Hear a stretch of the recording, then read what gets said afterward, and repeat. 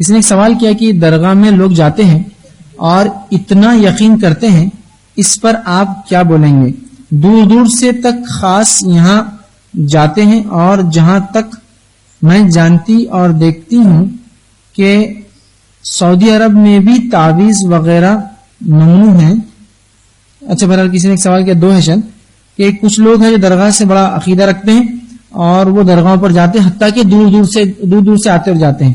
یاد رکھ لیجیے، اب یہ میں نے جیسا کہا کہ ہندوستان میں چونکہ ہم ہندو قوم کے ساتھ بہت زیادہ ہمارے گہرے تعلقات رہے، ہم نے ان سے بہت سے شرکیہ چیزیں اور جو ہے بدعتیں سیکھ لی، جس میں سے یہ بھی ہے کہ ہم اپنے مردہ لوگوں کی قبروں کو پہلے تو عمارتیں تیار کرتے ہیں، اس پر بہترین مقبرے تیار کرتے ہیں، ان مقبروں پر جا کر پھر منت مرادیں اور ان سے نظر و نیاز مانگتے ہیں اور اس سے شرک کرتے ہیں اور ان کے نام پہ قربانیاں کرتے ہیں اور پتہ نہیں کیا کچھ کرتے ہیں. یہ تمام تر چیزیں حرام ہیں، ناجائز ہے، نہیں کر سکتا ہے، شرک ہے، بلکہ شرک اکبر ہے.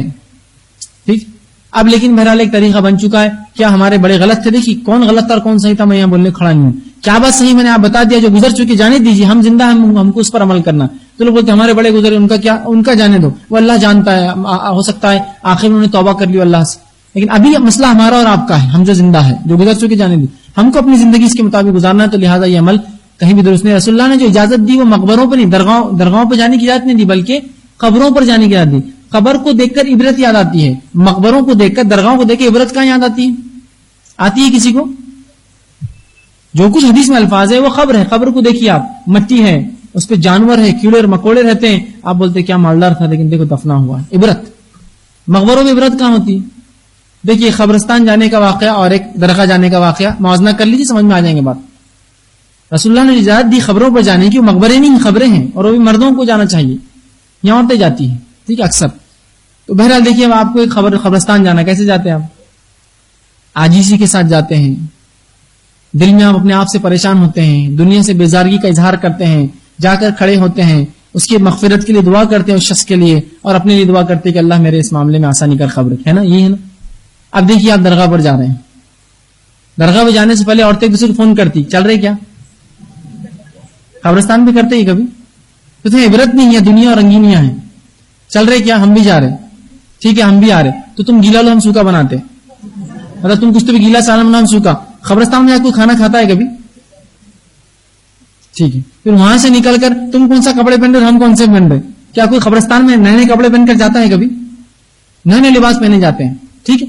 اس کے بعد جب آپ وہاں پہنچ جاتے ہیں تو سب سے پہلے عمارتوں کی تعریف، دروازوں کی تعریف، سونے اور چاندی کے بنے ہوئے ہو، گنبدوں کی تعریف، اور انڈے اسی طرح کے لٹکے ہیں، اور سونے کی چاندی کی چینیں ہیں، بڑے بڑے خوبصورت غلے، خوشبو کی بالکل ایک دم ہر جگہ وہ ہے، مور کے پر، قیمتی قیمتی آلات، اچھی اچھی چادریں مخمل کے، یہ اس نے 1 لاکھ کا فلاں لا کے ڈالا، اس نے پوری دنیا یاد آ رہی، ادھر سے عورتیں کھڑی، ادھر سے مرد کھڑے ہیں، سب دنیا ہے، سب دنیا ہے، کوئی آخرت یاد نہیں آتی. اور اس پر تو حد. پھر ایک مخصوص دن ہوتا ہے، ہارمونیم بھی چالو ہے، ہجڑے بھی بیٹھے ہوئے ہیں، تالیاں بھی بج رہی ہیں، اور واہوائی بھی ہو رہی ہے، اور پیسے بھی دی جا رہے ہیں. اپنی خبر میں باپ کی جا کے کوئی کرتا ہی ہارمونیم بجاتا ہے اس کے سامنے بیٹھ کر. تو یہ خبریں دنیا یاد دلا رہی ہے آج کل، جبکہ خبر پہ جانا چاہیے جو آخرت یاد دلائے. یہ مقبرے دنیا یاد دلاتی ہے، اور انسان دنیا میں تصور کرتا ہے کاش میرا مقبرہ بھی ایسی بنے. کوئی اپنی خبر دیکھ کے بولے گا میری خبر ایسی بنے؟ تو ہم کو جو اجازت ہے صرف قبروں پر جانے کی، مردوں کو مقبروں پر جانے کی اور درگاہوں پر اجازت شریعت نہیں دی، اس لیے کہ قبر پہ جانے سے عبرت حاصل ہوتی ہے، مقبروں پر دنیا یاد آتی ہے. آگے انہوں نے سوال کیا کہ